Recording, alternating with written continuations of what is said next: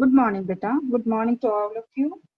So not yesterday, day before yesterday. Good morning to all of you. I'm getting your names and your good mornings. Good morning to all of you. Now, the day before, that means good morning. Good morning, Amrita. Good morning to everybody. Now here, on Saturday, we were doing C3 cycle. This is just a summary of C3 cycle, which I have drawn on the board. On Saturday, I told you C3 cycle in detail, and I drew it on the board. But one thing was left, that how many ATPs were used during the process when one glucose molecule was synthesized, and how many NADPH were utilized. So both utilization, that only was left to tell you, that I'm going to tell you now. Here was glucose synthesis. So I have drawn it for you in, short. I haven't drawn everything. I've drawn in short. And children, have you all noted it down in your notebooks? The cycle which I made on Saturday. Have you noted it down? I want your response. If you have noted it down, how many carbon dioxide we started with? May I know how many carbon dioxide we started with? Yes, beta.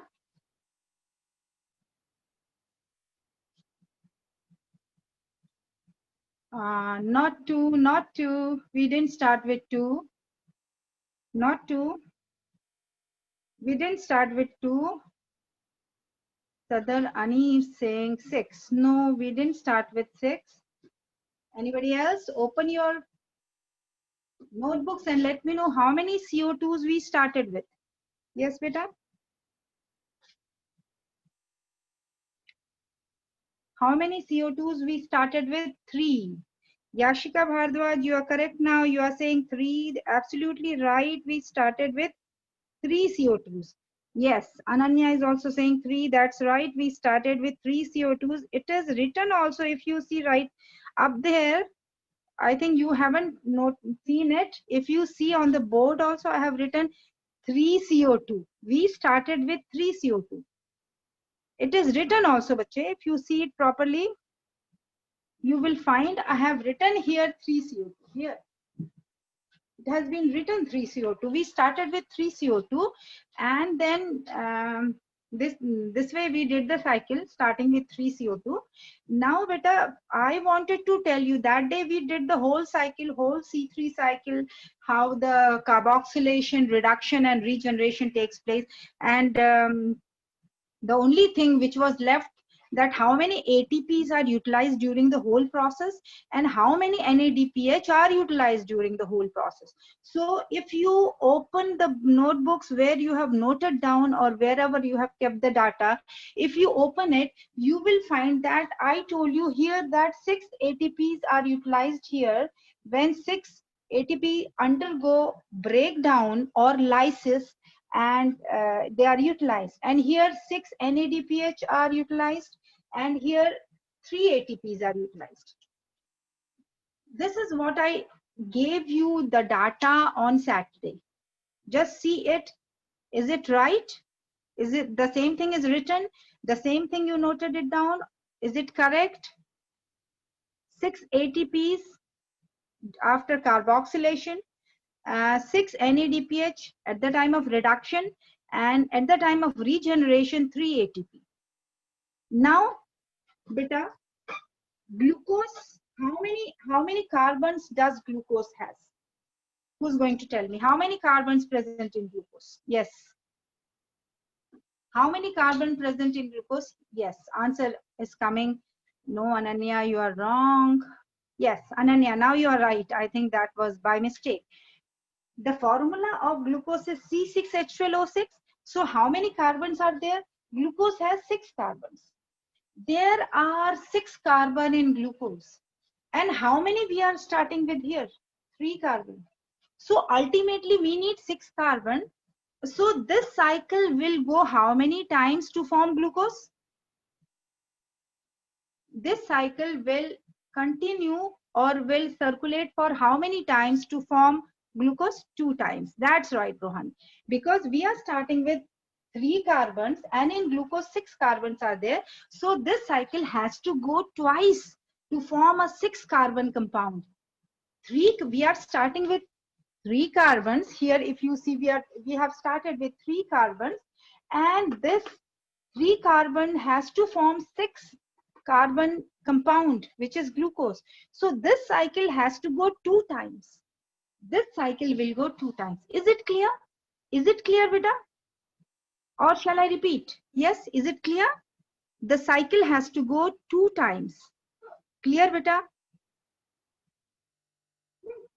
Okay, I'm getting response. Clear. Now this cycle will go 2 times. When the cycle goes 2 times, this cycle will go 2 times to make glucose. To form glucose, this cycle will go 2 times. Now I'll do some calculations and I think this is there. Here we have some space. I'll just change this, shift this arrow towards another side. Just a minute, I have lost my pen here. So I shift this arrow towards this side and towards this side so that I get sufficient space. Okay, now here I'll do some calculations for you. Now here in one cycle, first cycle, let's talk about first cycle. How many ATPs have been used? We'll write here ATPs used and we will write here NADPH used. How many ATPs used? How many NADPH used? Now if you see here, the ATPs used here are 6 here. If you see 6 here and 3 here. How many in all? 9 ATP. First cycle 9 ATP. And how many NADPH? 6 NADPH. Now this will not, utilization of 9 ATP and 6 NADPH will not form a glucose molecule. This will not form a glucose molecule. Ultimately, one more cycle is required. So second cycle for the formation of glucose which is required, second cycle, again ATP 9, NADPH 6. So in all how many, now when we go for total, how many ATPs are used? ATPs are used 9 plus 9, 18. And NADPH, how many are used? NADPH 6 plus 6, 12. So during the complete process for formation of glucose molecule, 18 ATPs and 12 NADPH are broken down and the energy is released and that energy is utilized for the formation of glucose. Now here in this case, if you see, we started with 3 carbons. This was for the convenience we did, that we started with 3 carbons. But this doesn't happen in nature. In nature, just one. In nature, when it happens, just 1 carbon is utilized. So if in nature 1 carbon starts the cycle, what do you think? How many rounds will be there to make a glucose molecule? In nature, how many rounds of C3 cycle will make 1 glucose? How it can be 2? Yes, Rohan is correct. How it can be 2? Somebody is writing 2, but how it can be 2? 2 in case I am starting with 3 carbons. If I start the cycle with 3 carbon dioxide, then getting C6H12O6 is only 2 cycles. Because what is the formula for glucose? C6H12O6. So if I start with 3 carbon and I want glucose which has 6 carbon, only 2 cycles will be required. 3 and 3, 6. In 2 cycles, the 6 glucose molecule will be given. But this doesn't happen in nature, that nature starts with 3. Nature doesn't start with 3. This was for your convenience that I started with 3. In nature, there is just one carbon which is utilized at one time. In nature, one carbon is utilized at one time. So when one carbon is utilized once in a cycle, one carbon is utilized in a cycle, then how many cycles will form C6H12? 6. Yes, Tadar Ani, that's right, 6 cycles, that's right, because in one cycle, one carbon, second carbon, third carbon, 4, 5, and then ultimately 6 carbon. So then C6H12O6. See, imagine how we just think that, okay, fine, glucose is being produced, the food is being produced by the plant. But see the number of, the amount of hard work, the amount of cycles which are done for the formation of one glucose molecules. 6 turns of C3 cycle. 6 turns of C3 cycle forms one glucose molecule. This is the result. This is the conclusion which we get. I'm erasing it now and I'll write the conclusion what we get.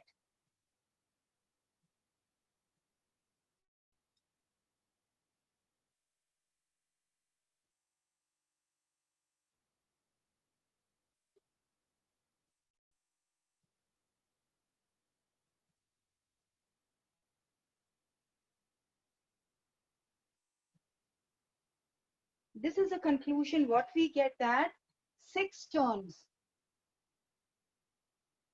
of C3 cycle synthesizes one glucose molecule.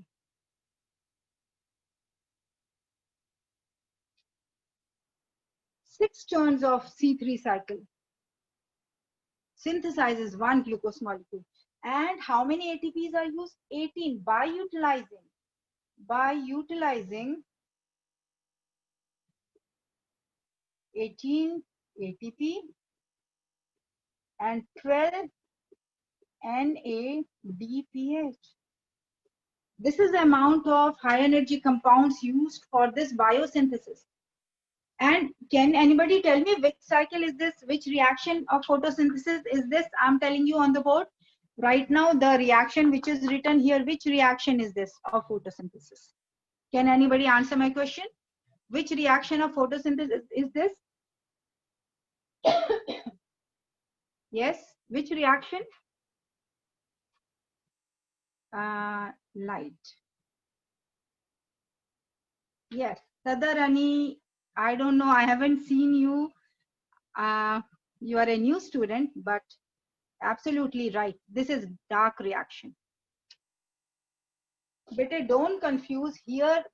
Synthesis of glucose is taking place by utilizing high energy compounds. Light reaction, what happens in light reaction? Light reaction, in light reaction, by photolysis of water and various activities, high energy compounds are formed. That means ATP and NADPH are formed. These are synthesized in light reaction. And then in dark reaction, these are used to make food or to make glucose or carbohydrates or starch. These high energy compounds are used to make glucose. So here, can you see?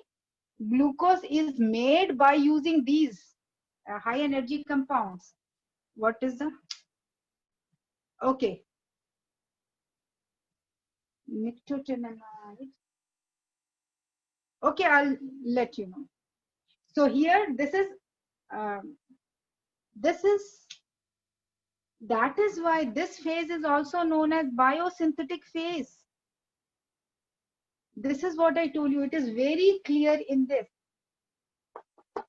One glucose molecule is formed by utilizing high energy compounds.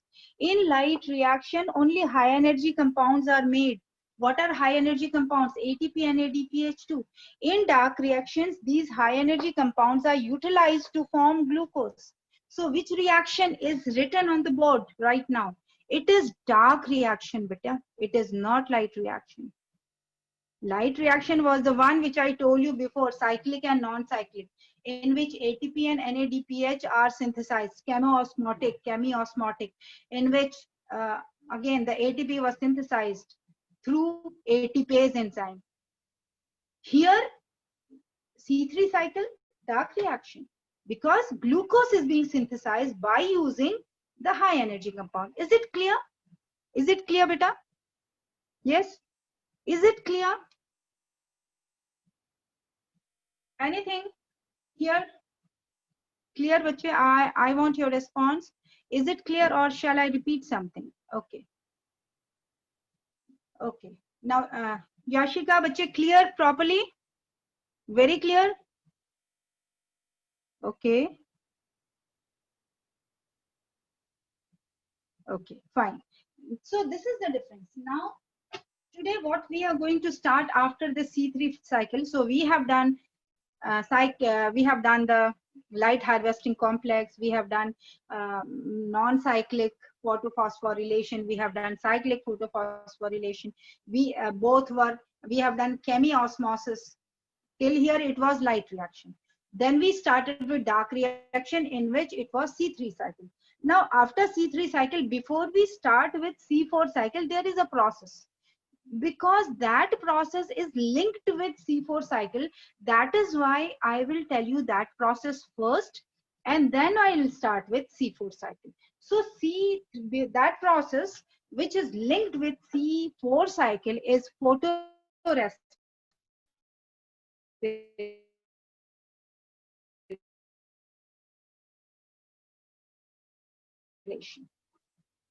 So is linked with C4 cycle, and the name of the process is photorespiration.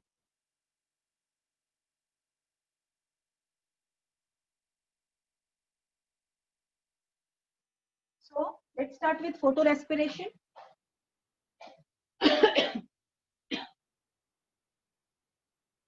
Now, the topic which I'm going to start now is photorespiration.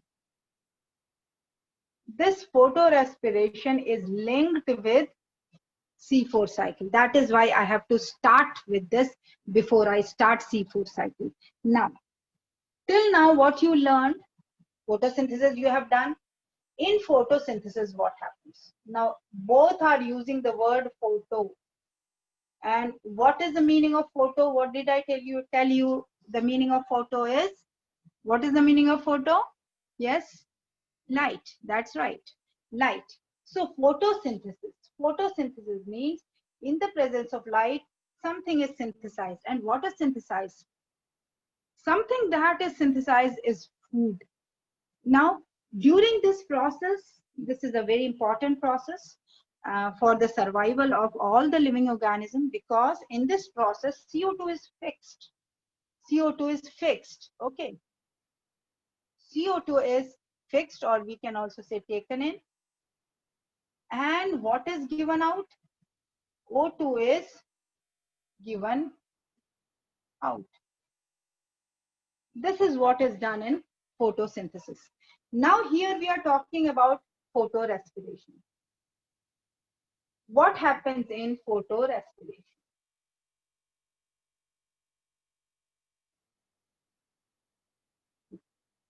Again here, this is photo and this is respiration.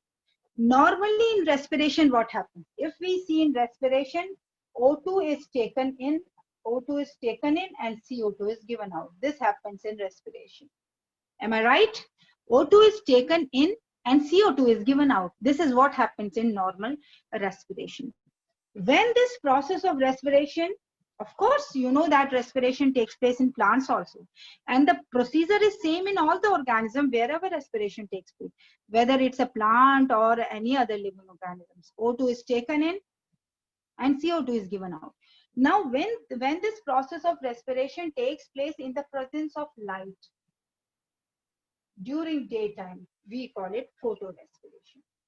And in this process, what happens? O2 is taken in and CO2 is given out. This is the procedure of this. In respiration, what happens? Now, what happens that we did C3 cycle, and in C3 cycle, we used an enzyme when CO2 combines with RUBP. Can anybody name that enzyme? What was that enzyme when RUBP combines with CO2? Anybody remembers this? Name of the enzyme when RUBP combines with CO2. Anybody remembers the name of enzyme when RUBP combines with CO2? Yes. Who remembers? Yes, bache? Ribulose biphosphate carboxylase. Yes. But the full name is not carboxylase, oxygenase also. We call it Rubisco. The name of the enzyme was Rubisco.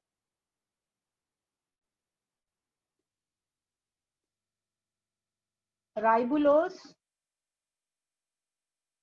In some books, it is written biphosphate, in some bisphosphate. Biphosphate, carboxylase, oxygenase, both. The name of the enzyme is carboxylase as well as oxygenase. That means it can function as carboxylase as well as oxygenase at certain conditions. Provided some condition should be there that it can act as carboxylase or it can act as oxygenase. Now, when we did C3 cycle, we did this, that CO2 combines with RUBP. This is what we did, RUBP, in the presence of enzyme Rubisco. And then after this, carboxylation took place. Then after carboxylation, reduction took place, and after reduction, regeneration took place. Reduction and then regeneration took place. These were the main steps of C3 cycle. And then here a glucose molecule was formed. This happened in C3 cycle. And in this C3 cycle, this Rubisco, it acted as carboxylase. In this, it acted as carboxylase. It didn't act as oxygenase, it acted as carboxylase. And during this process of photosynthesis, when glucose was formed, O2 was released. Here it acted as carboxylase. Then, you know what happens? That means in C3 cycle, the Rubisco acted as carboxylase. Now there can be some conditions. So that I'll erase here. There are some situations, some conditions under which the function of Rubisco changes.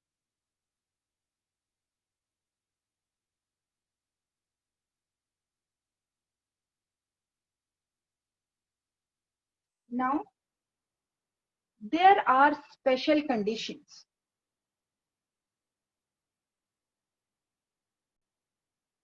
Those special conditions are number one.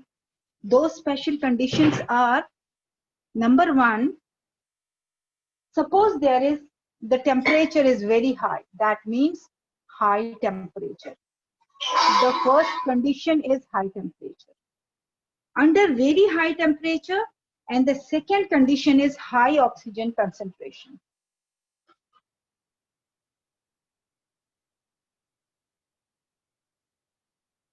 Under these two conditions, I have written two conditions. The first condition is high temperature, and the second condition is high oxygen concentration. These two are special conditions. Under these two special conditions, what happens? The Rubisco enzyme, Rubisco doesn't act as carboxylase, but it acts as oxygenase. Under this condition, it acts as oxygenase. And when it acts as oxygenase, what happens? That the cycle, same RUBP, ribulose biphosphate, combines with O2. This has more affinity for oxygen. When oxygen concentration is high and when temperature is high, Rubisco has more affinity for oxygen and it combines with oxygen. That means here the role of Rubisco has changed. It is now not acting at carboxylase, but it acts as oxygenase. It acts as oxygenase.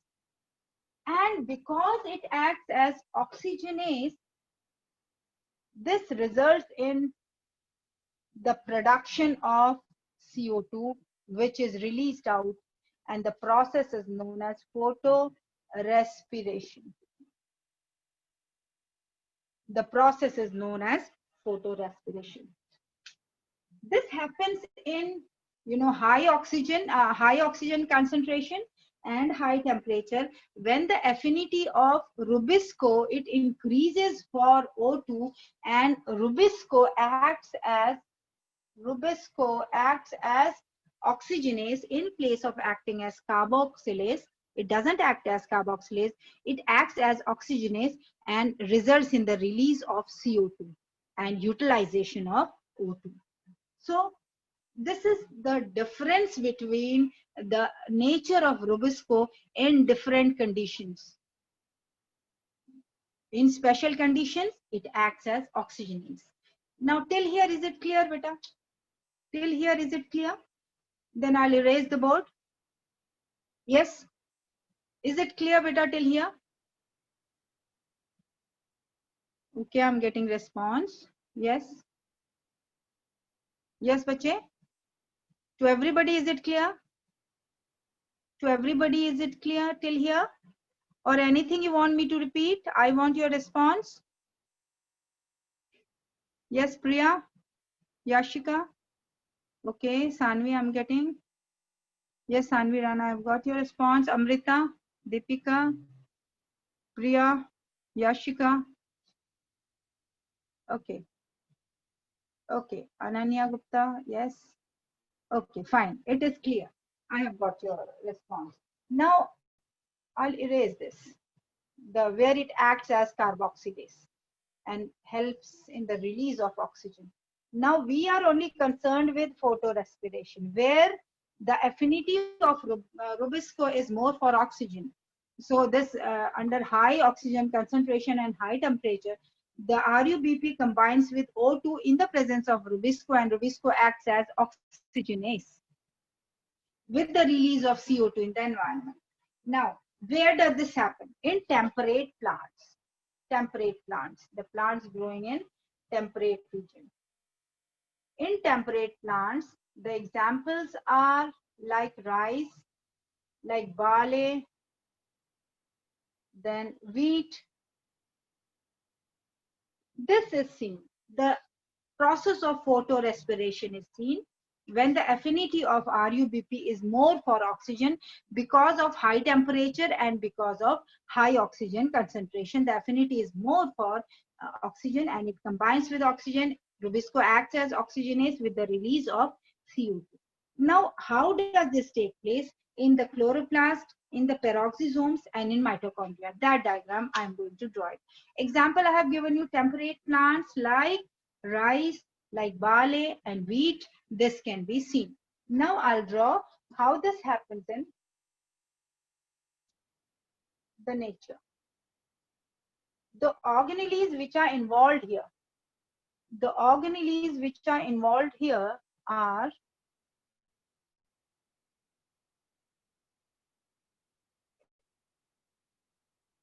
chloroplast.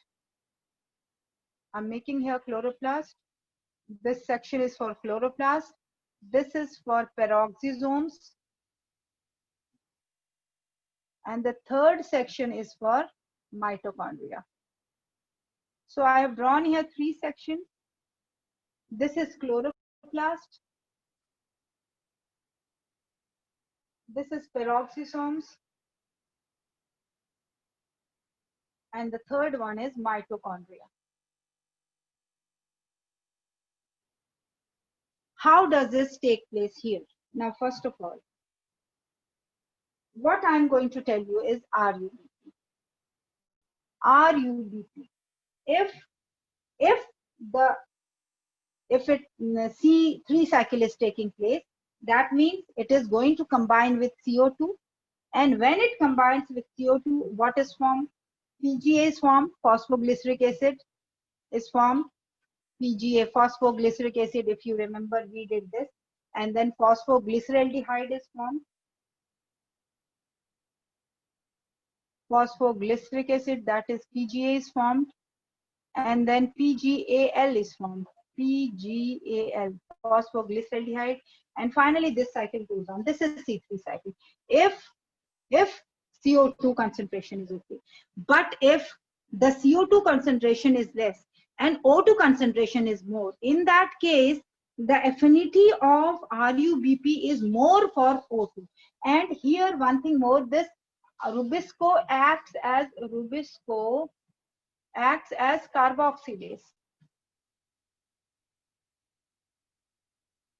Now, when O2 concentration is more, this RUBP will act as, I'm writing here, RUBP, Rubisco, will act as oxygenase. Because O2 concentration is more. This acts as oxygenase, combines with this, and then forms phosphoglycolate. And what is formed is phosphoglycolate.